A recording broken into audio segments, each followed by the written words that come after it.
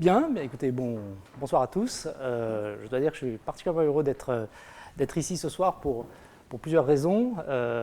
D'abord parce que c'est une occasion d'interagir avec Clément Sanchez et j'espère que je serai en phase avec ce qu'il vous a raconté depuis le début de son cours et particulièrement dans cette dernière leçon, mais aussi parce que j'ai passé presque 20 ans dans cette maison, dans le laboratoire de physique de la matière condensée. Et les sujets dont je vais vous parler, on les a juste commencés à la fin de mon séjour ici. Et je ne vais pas simplement vous parler de ces travaux, mais placer ça dans un contexte un peu plus général. Le sujet de cet après-midi, c'est l'eau sur coussin d'air. Donc, ce que je vais faire dans un premier temps, c'est vous donner un certain nombre de recettes et tenter de vous convaincre de l'intérêt de savoir placer l'eau sous coussin d'air. En particulier, vous le devinez tout de suite, parce que coussin d'air, c'est un aéroglisseur, pour donner à l'eau des propriétés de mobilité qu'en général, elle n'a pas à petite échelle. L'eau des rivières circule, mais l'eau des gouttes circule mal, et l'eau des gouttes est fréquente, c'est celle qui résulte d'une pluie par exemple, et donc il peut être très intéressant de savoir la mettre sur coussin d'air.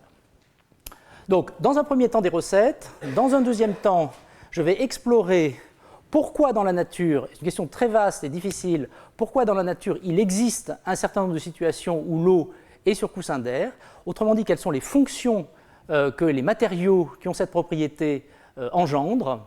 Et puis, dans un troisième temps, de manière un peu plus brève, eh bien, je vous parlais d'un cas où l'air est un peu spécial. L'air est une vapeur, c'est-à-dire que c'est l'eau elle-même qui produit cette vapeur, et on peut exploiter cette production de vapeur pour des effets originaux. Bien. Alors, comme toujours, j'emprunterai, comme toujours dans un travail de recherche, j'emprunterai à mes proches un certain nombre d'images, et je voudrais remercier ici 5 remarquables élèves en thèse qu'on a au laboratoire en ce moment ou qu'on vient juste d'avoir, Guillaume Dupeux, Raphaël Thévenin, Dan Soto, Kévan Piroir et Philippe Bourriane.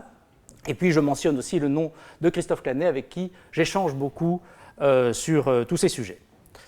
Alors bien entendu, l'eau d'habitude n'est pas sur coussin d'air. Si je prends un morceau de plastique et que je place sur ce morceau de plastique un peu d'eau, eh bien, ce que j'observe, c'est un contact entre l'eau et le plastique, un contact qui se fait à peu près à l'échelle de cette goutte d'eau. Donc ici, une goutte millimétrique, un contact lui-même millimétrique, et ce contact a deux conséquences très remarquables, très banales d'une certaine façon, mais tellement banales qu'on oublie de les voir. La première, c'est que ce contact permet à l'eau de coller, propriété quand même assez paradoxale. L'eau est un liquide merveilleusement fluide, sa viscosité est une des plus faibles des liquides qui nous environnent, et pourtant l'eau en goutte colle sur des pare-brises inclinés, ça a été dit tout à l'heure, sur des vitres verticales, parce qu'il y a un contact, et parce que par ce contact, on peut s'accrocher sur les défauts du solide. Mais quelquefois, on arrive à la mettre en mouvement, par exemple quand ces gouttes deviennent un peu grosses sur une vitre, on les voit qui se mettent à descendre en zigzagant, et on doit s'étonner à ce moment-là qu'elles soient si lentes. C'est très frappant, elles vont peut-être à 1 cm par seconde typiquement. Or, l'eau des rivières va peut-être à 1 mètre par seconde, alors qu'elle est sur une pente beaucoup plus faible. C'est-à-dire que la présence de ces contacts, et en fait on va être un peu plus précis, la présence de ces coins de liquide engendre non seulement une adhésion très forte, mais elle engendre aussi une friction très particulière, ce que j'aime moi appeler la friction de ligne, qui est une friction exacerbée par rapport aux frictions usuelles des liquides, et tout particulièrement de l'eau qui, en principe, coule bien. Donc de ce point de vue-là, il est intéressant de chercher des solutions où on évite le contact, et la solution sera en général le coussin d'air ou le coussin de vapeur. Je vous montre ici une expérience tout à fait historique, l'expérience de M. Leidenfrost il y a 250 ans, qui a l'idée de chauffer très fort le support. Donc ce n'est pas du tout une solution qui va marcher de manière universelle, mais qui est très intéressante à observer et à étudier. Et à partir du moment où vous chauffez ce support à une température qui serait de l'ordre de 300 degrés et que vous recommencez l'expérience qui consiste à poser des petites gouttes, soudain, ces petites gouttes sont merveilleusement mobiles. On a manifestement résolu le problème de l'adhésion, elles ne collent plus, mais par ailleurs, on a aussi résolu le problème de la friction. Elles vont à des vitesses qui redeviennent des vitesses qu'on prête à l'eau. Quelle est la raison de ce phénomène ? Eh bien, Leidenfrost lui-même, homme inventif et observateur, l'a parfaitement compris et décrit de manière tout à fait remarquable. Pour ceux qui aiment le latin, je les invite à lire le Tractatus de Leidenfrost. Ce qu'il dit, c'est que cette eau, parce que le support est très chaud, disons 300 degrés, eh bien, cette eau ne touche pas son support. Il y a entre l'eau et le support, vous voyez ici le reflet d'ailleurs de cette goutte d'eau, eh bien, il y a un mince film de vapeur que Leidenfrost observait en plaçant une bougie derrière la goutte et regardait en incidence rasante la lumière passer sous cette goutte. Et cette absence de contact a un certain nombre de conséquences, dont la première est l'absence d'ébullition. On est sur une plaque à 300 degrés, il n'y a pas de bulle dans la goutte, ça ne bout pas parce que, on a parlé de nucléation tout à l'heure, parce que pour fabriquer des bulles, eh bien, il faut les nucléer et la nucléation se passe au contact entre le solide et le liquide. À partir du moment où vous séparez le liquide du solide, avantage supplémentaire d'une certaine façon, vous supprimez l'ébullition, vous ajoutez, vous intercalez cette couche d'un isolant et par conséquent ces gouttes non seulement ne vont pas bouillir, mais vont vivre un temps étonnamment long, quelque chose comme plusieurs minutes, à condition de savoir les piéger. Et ce que faisait Leidenfrost, c'est qu'il prenait des petites cuillères, il les chauffait à rouge et évidemment dans ce piège gravitaire, il pouvait tranquillement observer ces gouttes. La deuxième chose qui doit nous frapper, c'est le fait qu'elles ont une forme particulièrement pure, une quasi-sphère, et ça vient de la cohésion du fluide, quelque chose qu'a compris 50 ans plus tard Thomas Young. Le fait qu'un fluide soit cohésif, le fait que ce soit de la matière condensée, fait que ces systèmes vont choisir la forme qui maximise le nombre de contacts entre les molécules, et ça on peut le dire un peu différemment, qui minimise la surface de ces gouttes, par conséquent, qui va vers la sphère. On peut le dire mathématiquement, ça on peut dire que, associé à la surface entre le liquide qui est ici et l'air qui est là, eh bien, il existe une énergie spéciale qui est proportionnelle au nombre de molécules qui sont à la surface, c'est-à-dire proportionnelle à la surface elle-même. Et donc le minimum de cette énergie, c'est le minimum de la surface, et c'est donc très naturellement cette tendance des liquides à être sphérique. Et puis on doit ajouter une troisième chose, qui est le seuil en température à partir duquel on observe ce genre de phénomène. Il faut chauffer assez, j'ai dit 300 degrés typiquement. Il existe une température dite de Leidenfrost, au-dessus de laquelle vous induisez cette lévitation qui produit ce film dont vous voyez l'épaisseur est typiquement l'épaisseur d'un cheveu. On a ici 1 mm pour la goutte, on a 100 microns pour l'épaisseur du film, et la raison de ce 100 microns est elle-même intéressante, c'est le fait que d'une part, vous avez un liquide en train de s'évaporer malgré tout, donc il est en train de nourrir constamment ce petit film de vapeur, mais en même temps, le même liquide appuie sur le film de vapeur, donc le fait fuir. Et il y a un compromis entre ces deux effets manifestement antagonistes, un qui voudrait faire un film épais, l'autre qui voudrait faire un film mince, et c'est de cela que vous déduisez l'épaisseur de 100 microns que vous observez. On peut manifester cet état en faisant une expérience dite inverse, qui est due à Faraday. Donc on rencontre de grands noms dans l'histoire de la qualifaction, c'est le nom de ce phénomène. Ce qu'a fait Faraday, lui, c'est qu'il a plongé dans un liquide, mettons de l'eau, des billes métalliques souvent, chauffées à très haute température. Donc dans cette expérience, qui est une expérience de Faraday sophistiquée, la bille est maintenue magnétiquement, et donc voilà pourquoi vous pouvez l'observer sans qu'elle tombe dans le baquet de liquide. Et ce que vous voyez, c'est que pour cette bille dont la température initiale est de 400 degrés, eh bien, un film de vapeur de la même façon entoure et sépare la bille chaude du liquide froid. Naturellement, cette vapeur tend à monter, et parce qu'elle tend à monter, se forment au pôle nord de cette espèce de planète, se forment des bulles qui, périodiquement, s'en vont.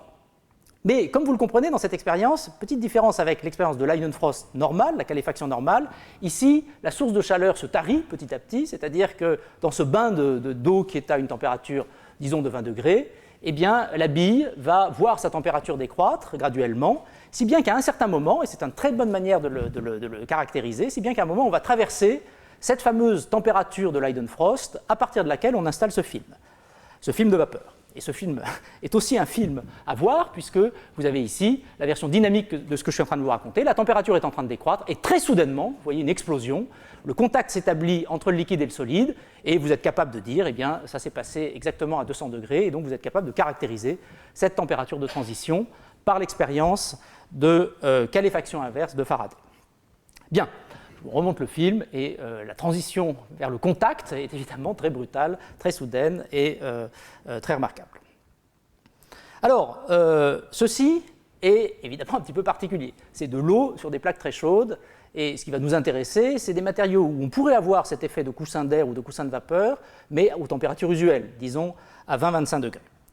On trouve chez les, toujours en latin d'ailleurs, on trouve chez les auteurs anciens de remarquables observations sur ce thème. Et tout particulièrement chez Pline, dont l'histoire naturelle vient d'être éditée par la Pléiade, et donc j'emprunte à cette toute nouvelle édition de la Pléiade la traduction de M. Schmitt, qui nous dit, des gouttes d'eau, quand elles sont placées sur de la poussière ou déposées sur le duvet des feuilles, les gouttes apparaissent d'une rondeur parfaite. Donc quelque chose qui est très similaire à l'image que je viens de vous montrer, et vous admirerez le sens d'observation de Pline. Ce n'est pas anodin, c'est-à-dire qu'il faut que ce liquide, cette eau, soit sur de la poussière, donc de la matière pulvérulente, disons, ou non pas sur des feuilles, mais sur le duvet des feuilles. Donc des feuilles qui ont une propriété spéciale qu'au premier ordre, on pourrait aussi qualifier de pulvérulente, quelque chose de divisé. Ce qui est très remarquable, c'est qu'en l'an 77, 2 ans avant l'explosion fatale du Vésuve, pour Pline, eh bien, nous avons ici un programme de recherche qui s'est trouvé activé, je dirais, autour des années 2000. Cette histoire de placer de l'eau sur la poussière, par exemple, peut être fait, en effet, et si vous prenez de la poussière raisonnablement hydrophobe et que vous placez de l'eau sur cette poussière, comme nous le suggère Pline, eh bien, après une petite agitation, somme toute naturelle, eh bien, vous avez obtenu une goutte protégée par la poussière et qui, par conséquent, sur n'importe quel substrat, fera la sphère qu'on a vue, mais cette fois-ci, évidemment, à 20 ou à 25 degrés. Et elle résiste aux différents modes de torture qu'on peut lui imposer, la division, le choc, et ainsi de suite. Vous avez texturé les interfaces. Ici, vous avez texturé l'interface entre le liquide et l'air qui l'entoure, mais naturellement, on peut aussi directement texturer le substrat, ça c'est le duvet des feuilles, et quand on observe en effet de l'eau sur des feuilles duveteuses, ici de l'eau, je reprends l'exemple du lotus, qui est un exemple en effet emblématique, eh bien vous observez de parfaites petites sphères d'eau, et vous pouvez vous interroger sur ce caractère duveteux, et comme l'ont fait les botanistes allemands Bartlott et Neinhuis, vous pouvez, au microscope électronique, regarder différentes feuilles qui auraient cette propriété. Différentes feuilles et aussi différents animaux, puisque le monde du vivant va se partager de manière très équitable entre végétal et animal du point de vue de ces matériaux spéciaux dont je vais vous parler. Si vous regardez le lotus, on a vu la photo tout à l'heure, vous avez des sortes de petits pains de sucre à l'échelle de 10 microns, mais il est tout à fait clair que ces pains de sucre sont eux-mêmes texturés, nanotexturés, par des petits morceaux de cire, des petits cristaux de cire à l'échelle, cette fois-ci, plutôt de la centaine de nanomètres. Si vous regardez la feuille de magnolia, eh bien vous avez une texture qui est assez différente, le rapport d'aspect est beaucoup plus grand, on retrouve les mêmes textures de cire, et si maintenant c'est à la drosera que vous vous intéressez, cette petite plante carnivore qu'on trouve dans les régions humides d'Auvergne par exemple, eh bien la surface est formidablement différente, c'est cette fois-ci un réseau non tissé de fibrilles qui sont largement submicroniques, et immédiatement on peut se dire sur ces 3 plantes on a 3 textures différentes, pourquoi ? C'est-à-dire pourquoi est-ce que la nature développe, alors qu'elle a trouvé un artifice pour séparer le liquide de son substrat, pourquoi est-ce qu'on a des textures différentes? En général, on ne sait pas répondre à cette question. D'ailleurs, on ne sait même pas répondre à la question pourquoi certaines de ces plantes sont super hydrophobes. Le ginkgo biloba, par exemple, pourquoi est-il super hydrophobe? Le magnolia, on ne le sait pas non plus. Le lotus, c'est plus clair. Il vit dans des régions et dans des endroits où l'eau ne manque pas. D'accord? Donc pour lui, il s'agit plutôt de se protéger de l'eau. Mais très souvent, on ne sait pas répondre à cette question. Je vais tenter de vous donner quelques exemples où on interroge la fonction que portent ces différentes textures directement sur les exemples naturels, sans aller vers le biomimétisme. Je vous montre un 4e exemple, très remarquable, qui est celui de la patte du géris, ce qu'on appelle communément l'araignée d'eau. Ce n'est pas du tout une araignée, c'est cet insecte banal, d'une certaine façon, qu'on voit marcher à la surface de l'eau, qu'on voit bien d'ailleurs, il est grand, il fait un bon centimètre, et ces pattes ont à peu près l'épaisseur d'un cheveu, elles sont posées comme ça à plat sur le liquide. Ce cheveu, vous devez le voir comme ça, avec ici un diamètre qui ferait une centaine de microns, et il est également micro et nanotexturé par une texture très particulière qui d'une part se présente comme des petites fibres coniques, on a vu un exemple d'ailleurs de cône tout à l'heure, première particularité, et deuxièmement, ces petits cônes sont anisotropes, c'est-à-dire que si le cheveu est une barre horizontale qui est ici, eh bien ces petits cônes sont posés de manière anisotrope. Donc là, il y a toute une complexité et tout un dessin, un design, qui est manifestement fait pour remplir des fonctions. Et je vous donnerai un exemple, une interprétation des fonctions possibles qu'engendre ce matériau très spectaculaire.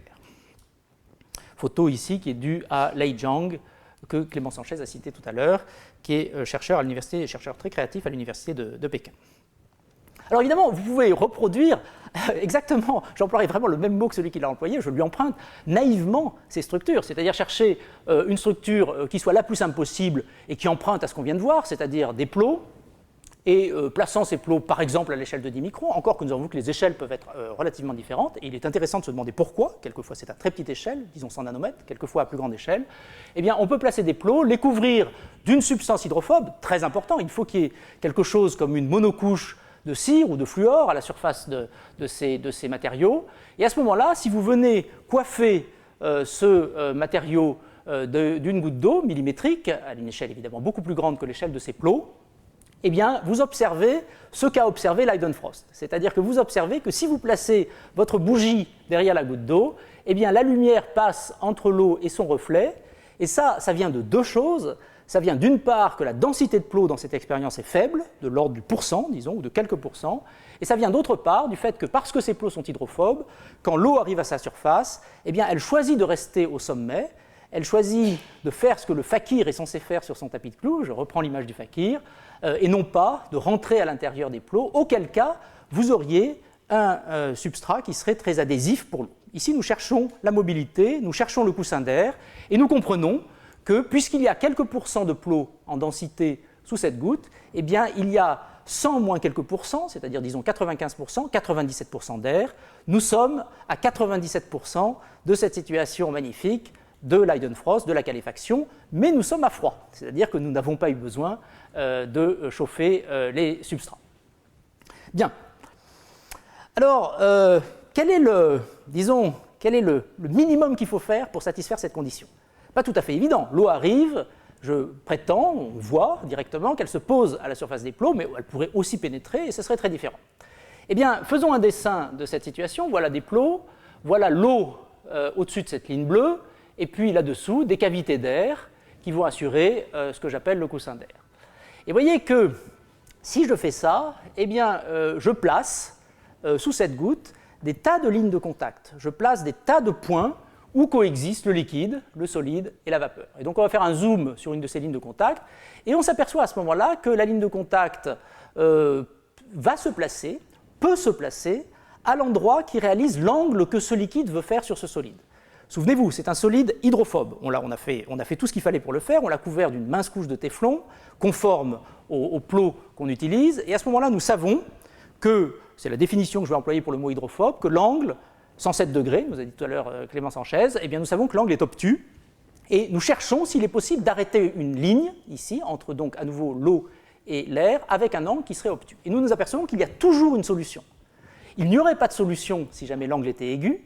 Si je place de l'huile sur une surface de ce genre, elle va rentrer dans les plots, mais nous nous apercevons qu'il existe une seule position pour un angle donné, mettons 120 degrés ici, et donc il y a bien la possibilité d'arrêter l'eau et donc de préserver le tapis de fakir. Et donc vous voyez que là, il y a évidemment une idée importante, c'est qu'à partir du moment où vous voulez faire le dessin d'une surface de ce genre, eh bien, il convient de réfléchir au design des plots que vous allez installer. Ce n'est pas du tout anodin. Si vous faites une ligne un peu trop molle, eh bien, il n'est plus possible de bloquer le liquide à la surface des plots. Bien. On peut maintenant mélanger mes deux thèmes, les deux thèmes de mon introduction. On peut mélanger le phénomène de caléfaction, solide chaud, et la superhydrophobie. Ce qu'on peut faire, c'est installer des textures à la surface de n'importe quel matériau, par exemple la bille d'acier tout à l'heure, et puis chauffer cette bille d'acier, l'amener à 400 degrés, la placer dans l'eau. Ça, c'était la bille d'acier que je vous ai montrée tout à l'heure. Et ça, c'est une bille d'acier couverte d'une microtexture à l'échelle micronique, qui est aussi une texture hydrophobe, qui va résister aux 400 degrés qu'on lui impose. Et nous regardons et nous comparons ce qui se passe sur une surface lisse et sur une surface texturée, au fur et à mesure que la température de cette bille diminue, comme il se doit, puisqu'elle est dans un grand baquet d'eau qui, lui, est à 20 degrés.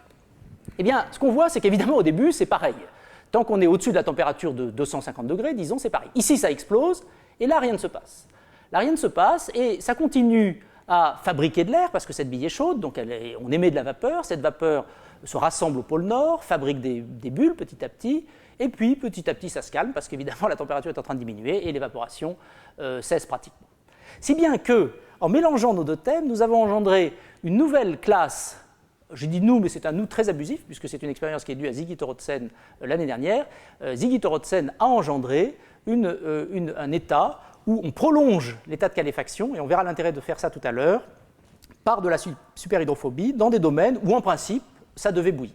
Et donc à ce moment-là, on maintient cet état lévitant grâce à ces textures. Donc d'une certaine manière, c'est une première fonction qu'on peut attribuer à ces textures. On maintient cet état jusqu'à la température d'ébullition du liquide. Donc au lieu de commencer cet état de qualification très remarquable, cet état sur coussin de vapeur à 200-250 degrés, eh bien, il débute sur ces surfaces spéciales dès 100 degrés. Et on verra ce qu'on peut en faire un peu plus tard. Bien. Alors, j'en ai terminé avec un espèce de schéma général, et ce que je voudrais faire maintenant, c'est discuter les fonctions qu'on arrive à engendrer dans la nature. Il n'y en a pas qu'une, comme vous allez voir, en se servant de matériaux texturés hydrophobes. Alors le premier, c'est ce qu'on appelle communément l'effet lotus.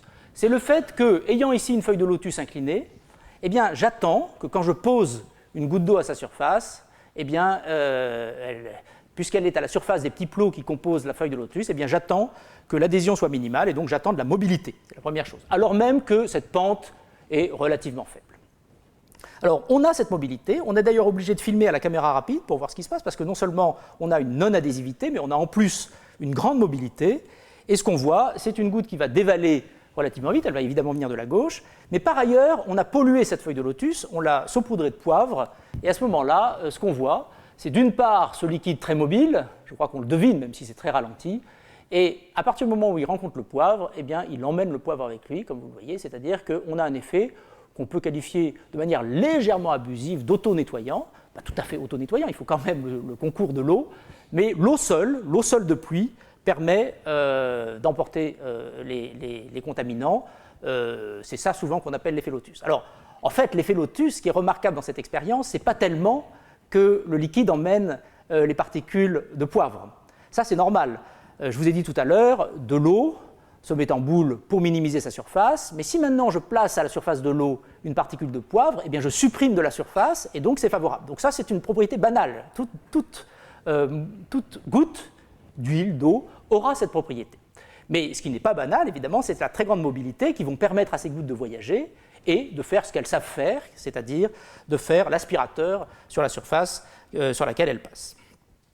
Deuxième fonction, donc ça c'est une fonction de nettoiement et d'évacuation des liquides en dévalement. Deuxième fonction à l'impact. La pluie en général, elle arrive avec de la vitesse, et quand vous exposez une feuille de lotus à une pluie c'est fait de gouttes de taille variée, de vitesse variée, voilà une pluie de laboratoire, et quand vous exposez une feuille de lotus à une pluie, ce que vous voyez, ici très ralenti naturellement, ce que vous voyez c'est que toutes les gouttes, avec des modes un peu différents selon leur vitesse, selon leur taille, toutes les gouttes rebondissent, c'est-à-dire que ces surfaces ont une fabuleuse capacité à renvoyer le liquide d'où il vient, et la raison c'est qu'on a minimisé l'adhésion, et que par conséquent, ces gouttes, au moment où elles arrivent à cause de leur vitesse, vont se déformer, elles augmentent leur surface, elles stockent de l'énergie sous la forme de surface, et donc ce stockage d'énergie, tout à fait à l'instar de ce qui se passe avec un ressort, est capable de se recombiner en énergie cinétique et de leur permettre de s'en aller.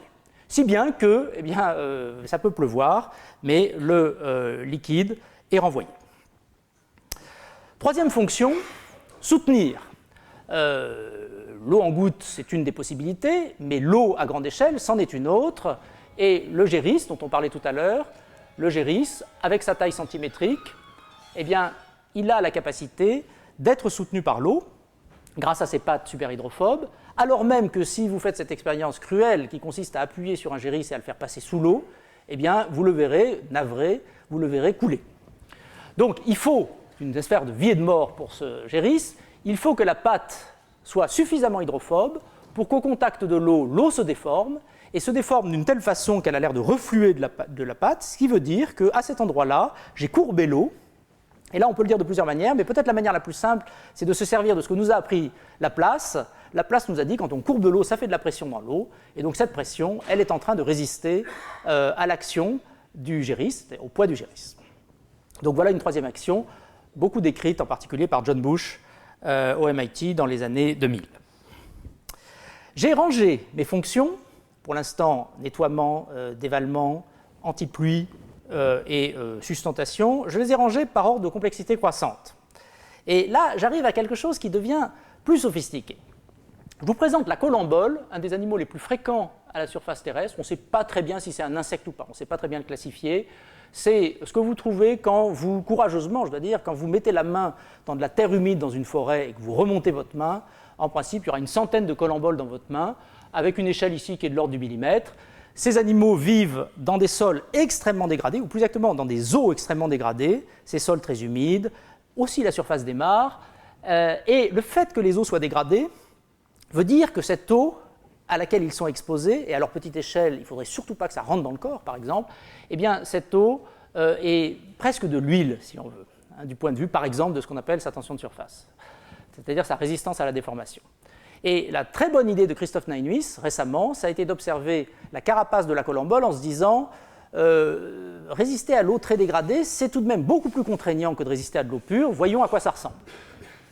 Et ce qu'il a vu, c'est une structure absolument extraordinaire. Je veux dire, il y a un contraste entre ce corps épouvantable, cette espèce de monstre que vous avez là, et le raffinement extrême que vous trouvez à sa surface à une échelle abracadabrante, à l'échelle de 500 nanomètres. Ce que vous avez, c'est une structure qui, on peut dire, à premier ordre, seraient des sortes de piliers, si vous voulez, mais ces piliers nous paraissent extraordinairement sophistiqués. Et ce qu'a réussi à faire Christophe Nijhuis, je veux dire, après un an d'effort, c'est faire la coupe d'un de ces piliers. Et à ce moment-là, il produit cette image absolument extraordinaire, avec toujours la même barre ici, qui est 500 nanomètres. Ce qu'il voit, c'est que ces piliers ont un caractère vaguement fractal, on peut dire. Il y a au moins deux échelles, si vous voulez. Il y a l'échelle ici du gros pilier, si on peut dire, et puis il y a l'échelle du tout petit pilier qui est là. Mais ce que je voudrais surtout vous faire remarquer, c'est l'existence de tas de points de rebroussement, de cavités, si on veut, mais aussi de points de rebroussement.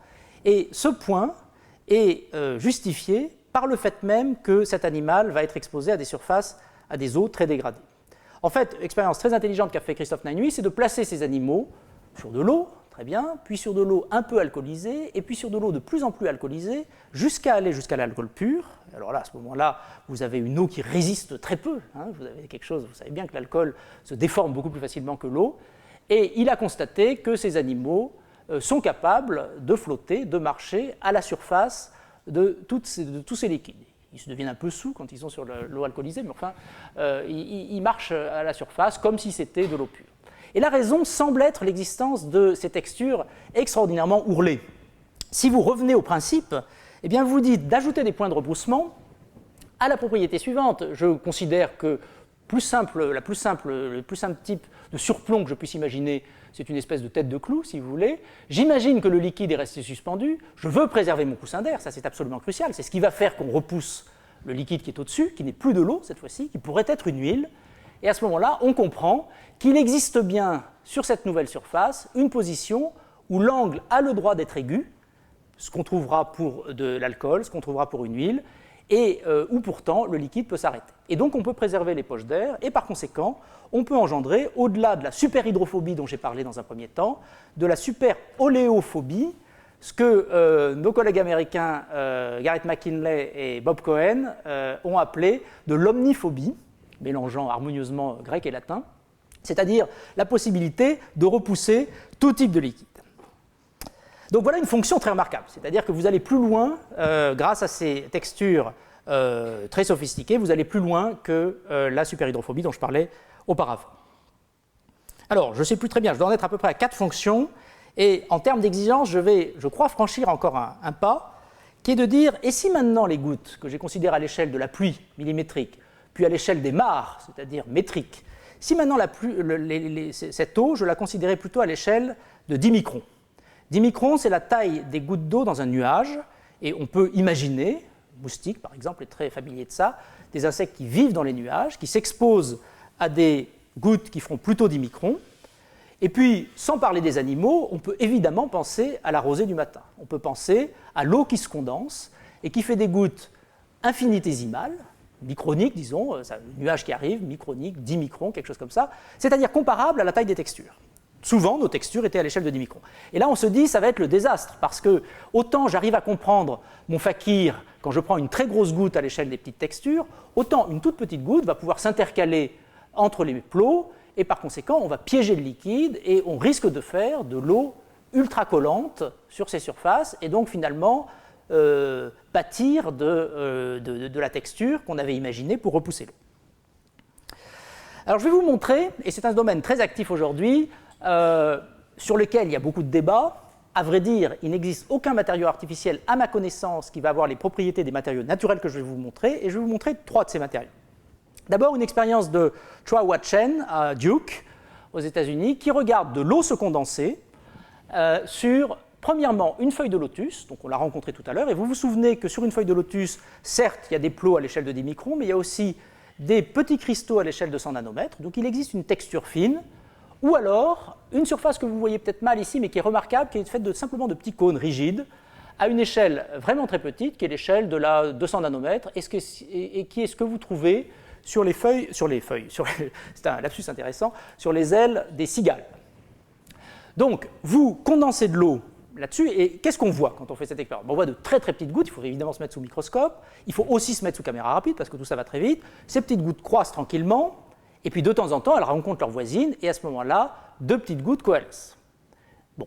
Et puis ensuite, ça continue à croître, et puis cette goutte moyenne, si on peut dire, on va être tout le temps à l'échelle de 10 micromètres ici, va rencontrer sa voisine, et ça va coalescer. Donc la croissance d'une goutte se passe sous la forme de marches d'escalier, ça c'est les événements de coalescence, mais chacune de ces marches est légèrement en pente, parce que ce liquide s'accroît de la vapeur qui est en train d'arriver. Eh bien, ce qu'a vu Chen sur ces 2 exemples, c'est quelque chose qui est absolument remarquable, et qui vient d'une observation qui était une observation connue, qui est que quand la rosée du matin se dépose, eh bien, les végétaux en général sont couverts de liquide, mais le lotus a l'air sec. En fait, si on s'approche, on voit une sorte de voile très très léger.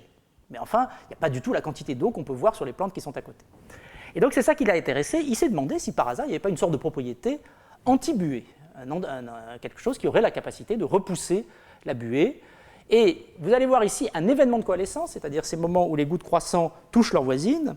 Et quand cet événement de coalescence a lieu sur une feuille de lotus ou sur une aile de cigale, eh bien à ce moment-là, vous voyez quelque chose d'absolument extraordinaire, qui est que ces gouttes décollent. C'est-à-dire qu'elles s'en vont toutes seules, un petit peu comme dans l'expérience du rebond de tout à l'heure, sauf que là, elle n'est pas arrivée, elle est partie du sol, ce qui paraît plus ambitieux.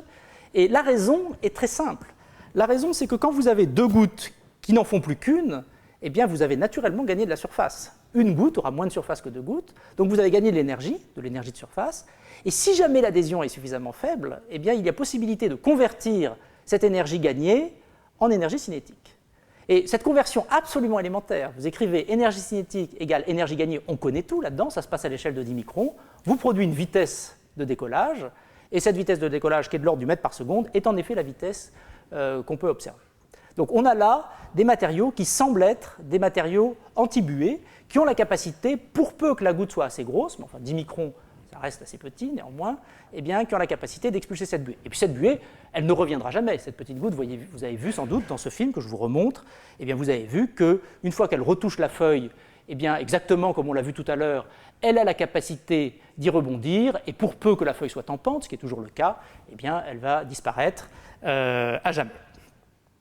Alors, il y a peut-être un mécanisme encore plus sophistiqué du même genre, qui est quelque chose que j'étudie en ce moment avec un remarquable étudiant chinois qui s'appelle Wang, Tianbin Wang, et qui est à l'université de Pékin sous la direction de Lei Zhang dont je parlais tout à l'heure.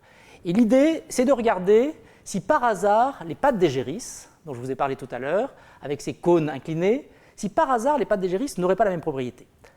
La vie du géris n'est vraiment suspendue qu'à un fil, et ce fil, c'est sa patte. C'est-à-dire que, imaginons que dans l'humidité qui règne certainement au-dessus de la mare, imaginons que l'eau commence à pénétrer les intervalles entre ces petits cônes qui décorent la pâte, imaginons que ça se passe, vous remplissez d'eau cette chose-là, et c'est terrible. À ce moment-là, l'eau, la pâte devient mouillante, évidemment, puisqu'elle est remplie d'eau, et on l'a compris tout à l'heure, le pauvre géris va être irrésistiblement attiré dans l'eau. Et ce n'est pas quelque chose qu'on observe visuellement. On a l'impression que, quand on se promène sur la planète, on les voit partout, on a l'impression que cette espèce s'est très bien accommodée de cette énorme contrainte qui est de survivre à la surface de l'eau. Donc l'idée, c'est de dire, faisons croître une vapeur à la surface d'une pâte de géris. Et ce que vous voyez ici, vous ne voyez pas la pâte elle-même, elle est quelque part par là. C'est une vue à très grossie sous microscope. Et ce que vous voyez ici, c'est les tout petits cônes qui sont inclinés, comme vous vous en souvenez sans doute. Et ces petits cônes sont les textures qui décorent la pâte du géris. Donc ce que vous allez voir, c'est des gouttes qui grossissent. Et c'est assez étonnant de complexité. La première chose qui se passe, et c'est quand même une sorte de surprise, c'est que ces gouttes migrent plutôt vers l'intérieur de la pâte. Puis, il se passe une deuxième chose, c'est que quand elles sont assez grosses, elles sont expulsées. Et puis il se passe une troisième chose, regardez bien là, quand par hasard elles coalescent à la surface, là nous sommes tout à fait à la surface, alors elles se déplacent spontanément. Donc il y a au moins 3 mécanismes en jeu. Le premier mécanisme, je vous remonte le film parce que, à nouveau, c'est quelque chose qui est assez riche. On voit d'abord cette migration très inquiétante, évidemment, puisqu'on se dit, ça y est, c'est fichu, les gouttes vont partir et imprégner la patte de l'araignée et ça va être fini. Mais au-dessus d'une certaine taille, ça se met à sortir tout seul et puis ensuite, ça se déplace tout seul. Donc l'idée est la suivante. D'abord, ce sont des cônes.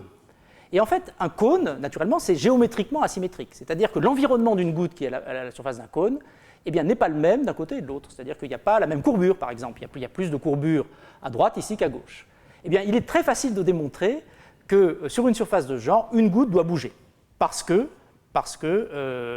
son environnement est asymétrique et donc les distributions de pression sont asymétriques. Et elle doit bouger dans le sens, je le disais tout à l'heure, un peu inquiétant, d'aller explorer l'intérieur de ces cônes.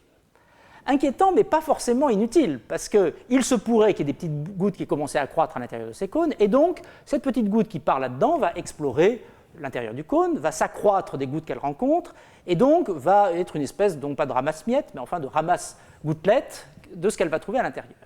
Et puis, en grossissant, elle va faire quelque chose d'intelligent, qui est d'écarter les petits cônes les uns des autres. Il y a une certaine flexibilité dans ces systèmes, qu'on peut d'ailleurs mesurer.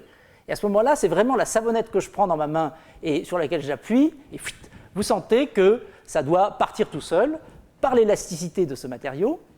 Et ça, c'est quelque chose qui est très facile à démontrer. Il suffit de mesurer la taille des gouttes éjectées et vous trouvez qu'en effet, c'est comparable à la distance qui existe entre ces petits cônes. Et puis, dernier mécanisme, peut-être inutile, celui-là, je ne vois pas forcément à quoi il sert, mais il est assez logique, c'est que quand deux de ces gouttes coalescent à la surface, eh bien, elles sont sur une surface qui est anisotrope, et ça c'est quelque chose par lequel on va conclure dans quelques minutes. Et quand une goutte se retrouve sur une surface anisotrope, eh bien, elle n'est pas soumise aux mêmes forces de part et d'autre. Alors, ce n'est pas la même anisotropie qu'ici, mais enfin, c'est aussi une anisotropie. Et par conséquent, au moment de la coalescence, eh bien, elle n'a pas de raison de se mettre au milieu. Elle va sans doute sûrement choisir la direction la plus facile, si on peut dire. Et vous devinez que la direction la plus facile, c'est celle qui est dans le sens du poil. Disons. Si la goutte caresse dans le sens du poil la patte de l'araignée, eh bien, elle aura moins de friction que si elle le fait dans le sens antagoniste. Ça, c'est été prouvé par Manu Prakash au MIT il y a quelques années. Et par conséquent, on comprend qu'on peut aussi faire avancer des liquides à la surface de ces matériaux. Donc un matériau qui nous apparaît soudain extraordinairement sophistiqué et où on commence à entrevoir le pourquoi de ce design fait premièrement de cônes, deuxièmement de cônes flexibles, troisièmement de cônes orientés. Il semblerait que ce soit également un matériau antibué naturel. Je termine ce panorama des fonctions avec une remarque qui est de dire que le mot superhydrophobe doit avoir un synonyme qui est superaérophile. Dire qu'on déteste l'eau, ça ne veut évidemment rien dire, ça veut dire qu'on lui préfère quelque chose, et la comparaison, c'est évidemment entre l'eau et l'air qui l'entoure. Et je voudrais vous montrer que dans la nature, cette fonction superaérophile est exploitée alors, par pas mal d'animaux, mais peut-être l'exemple le plus remarquable, c'est ce qu'on appelle l'argironnette aquatique, cette araignée qui a choisi, il y a quelques millions d'années, pour des raisons que tout le monde ignore, d'aller vivre sous l'eau, et exclusivement sous l'eau, alors qu'elle a besoin d'oxygène. Alors quand on observe cette araignée, on voit qu'elle est couverte d'un film d'air, d'où son nom d'argironnette, c'est le mot argent qui est là-dessous.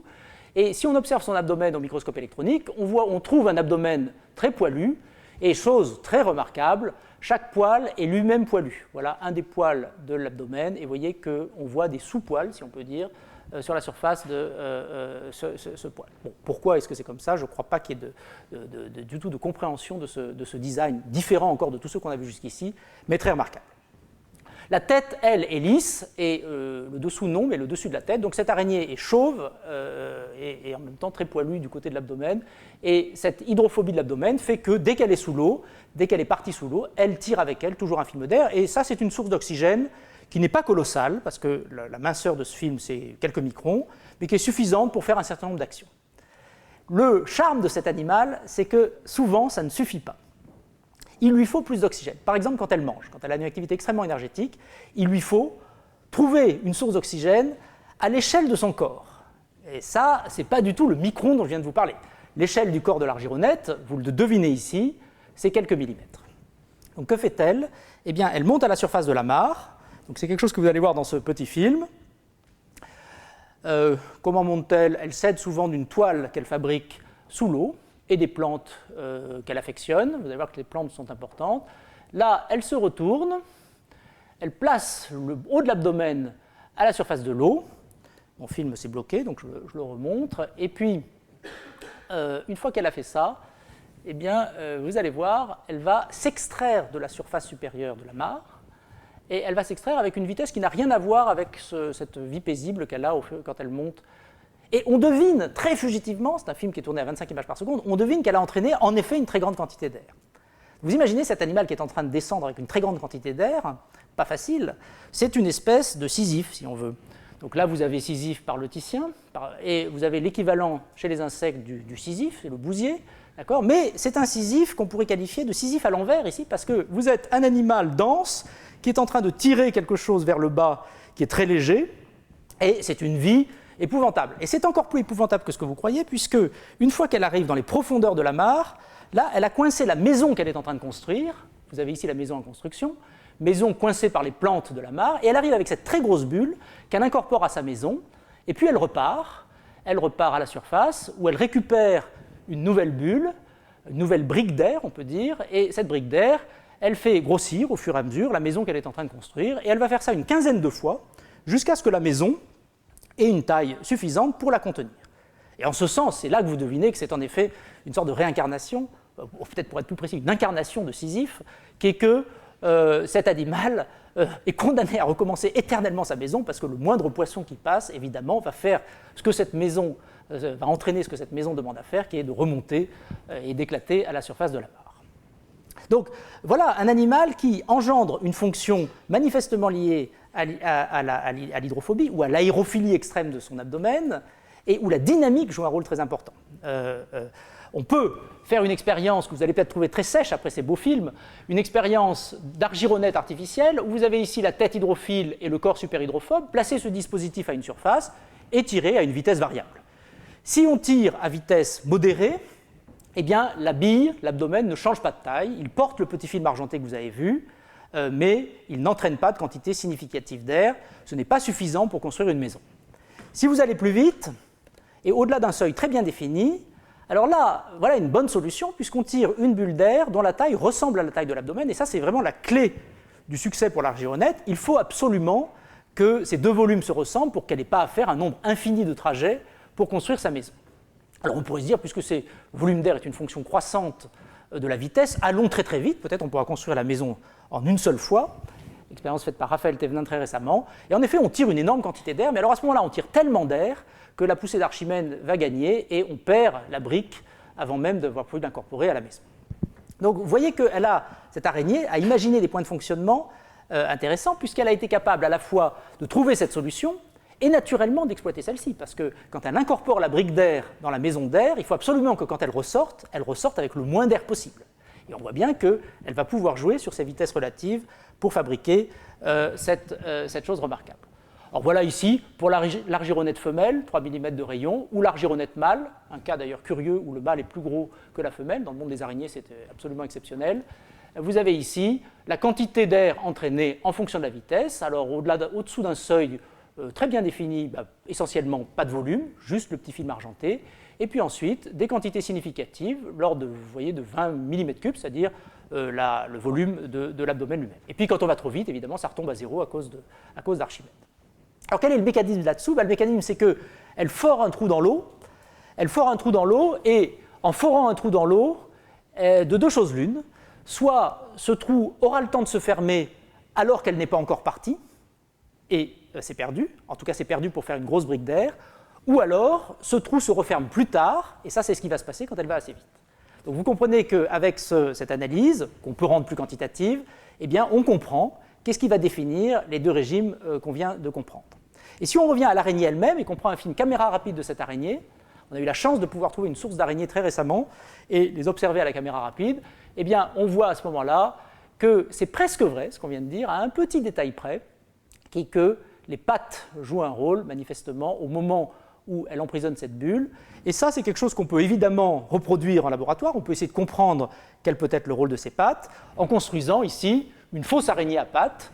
Et à ce moment-là, on comprend que oui, eh bien, on tire un peu plus d'air, parce que les pattes forment comme une armure pour la bulle d'air qu'on fabrique, et qu'on déplace très légèrement le seuil, ce qui est une bonne chose pour l'araignée, parce que 30 cm par seconde, c'est une vitesse très rapide à l'échelle millimétrique d'une petite araignée, et on explore à ce moment-là la dynamique très remarquable de cet animal.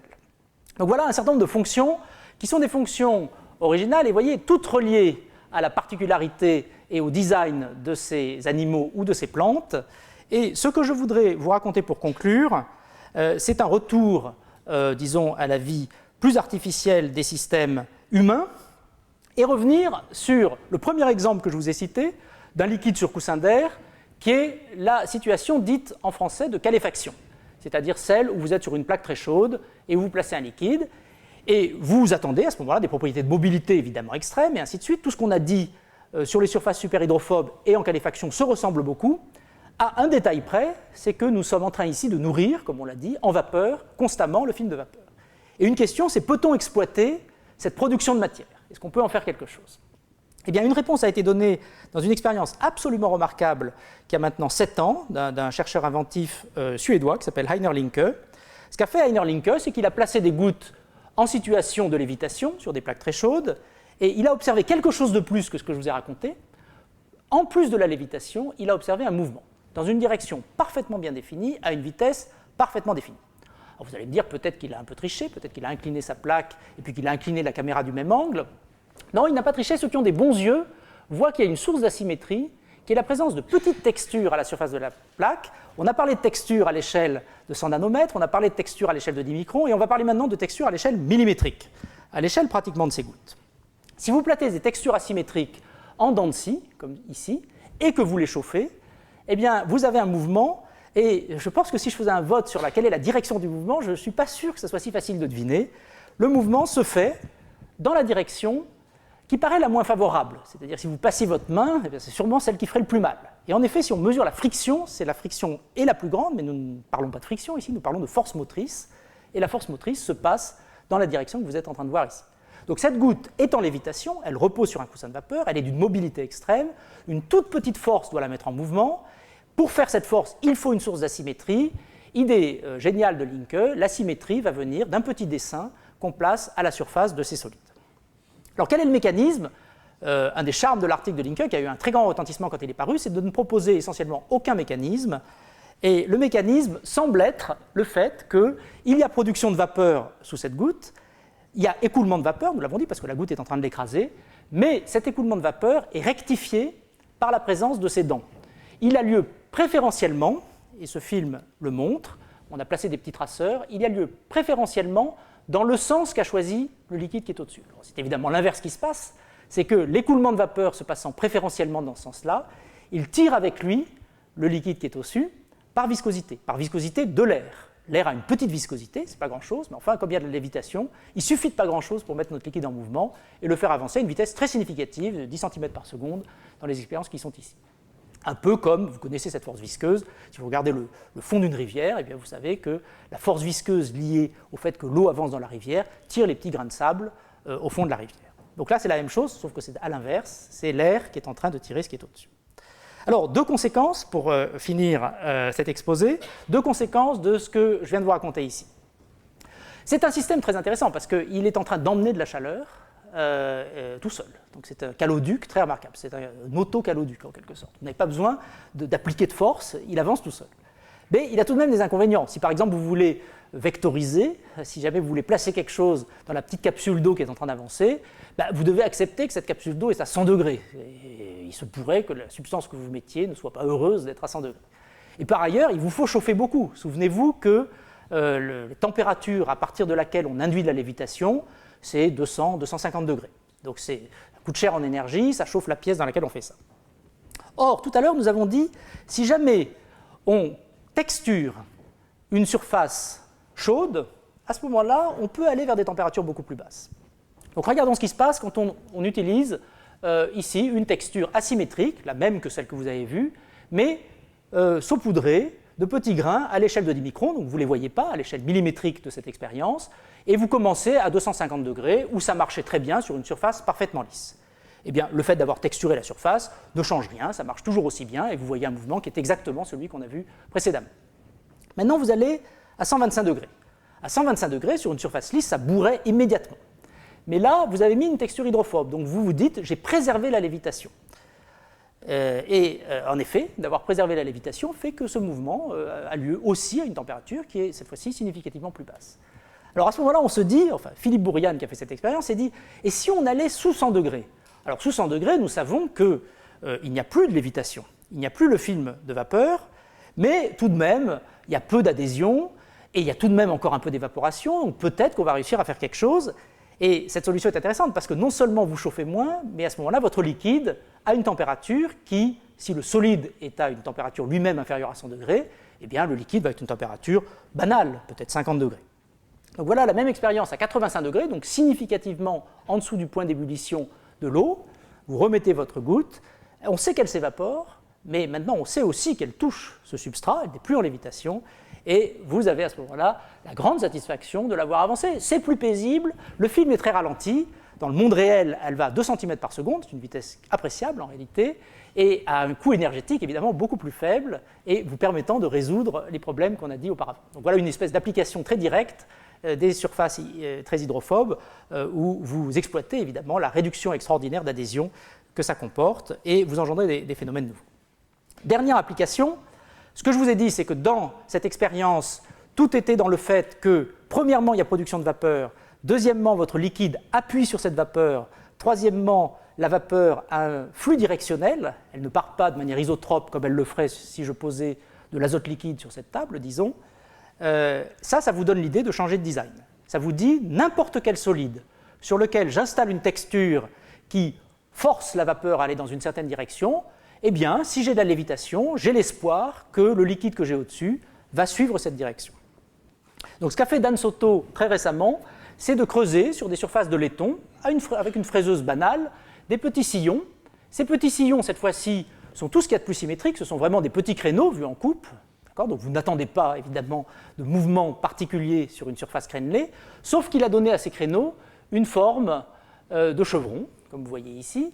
Et alors vous vous dites à ce moment-là, si jamais j'arrive, que je chauffe cette surface, qu'un liquide arrive sur cette surface, qu'il l'évite parce que la surface est assez chaude, la vapeur qui est par en dessous, eh bien elle va être forcée de suivre préférentiellement ces petits canaux, et donc ce liquide, l'évitant, si ce que j'ai dit est vrai, devrait aller dans la direction préférentielle de la vapeur, c'est-à-dire dans le sens qui n'est pas celui de la flèche. Ce liquide devait contredire l'espèce de flèche que dessine le chevron.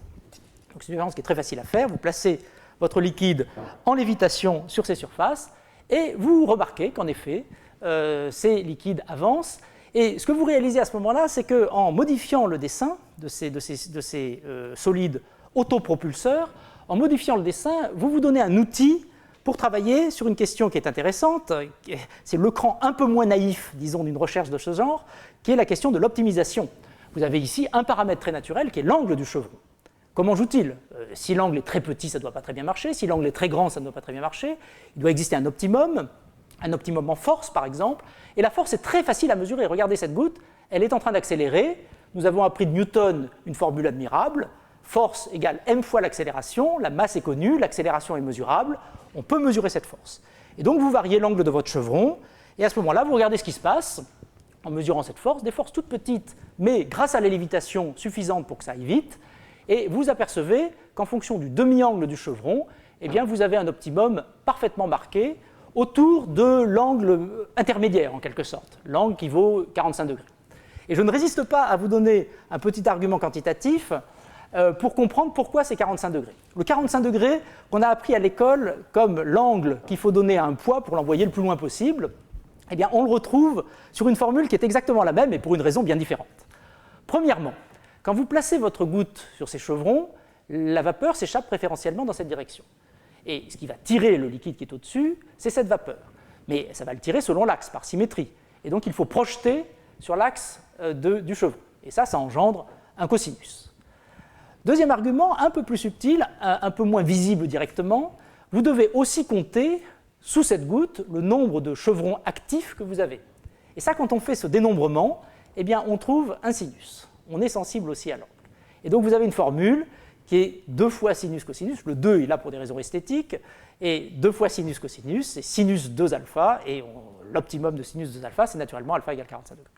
Donc on peut réfléchir sur des questions d'optimisation, la force la plus grande, celle qui vous permet de remonter une pente par exemple, et on peut aussi réfléchir sur l'optimisation en vitesse, c'est-à-dire que la force la plus grande ne produira pas forcément la vitesse la plus grande, parce que ces gouttes, quand elles avancent, elles rebondissent sur des petites marches, et on s'aperçoit, quand on fait ce travail qu'a fait Dan Soto très récemment, on s'aperçoit que l'angle optimum, c'est plutôt 25 degrés.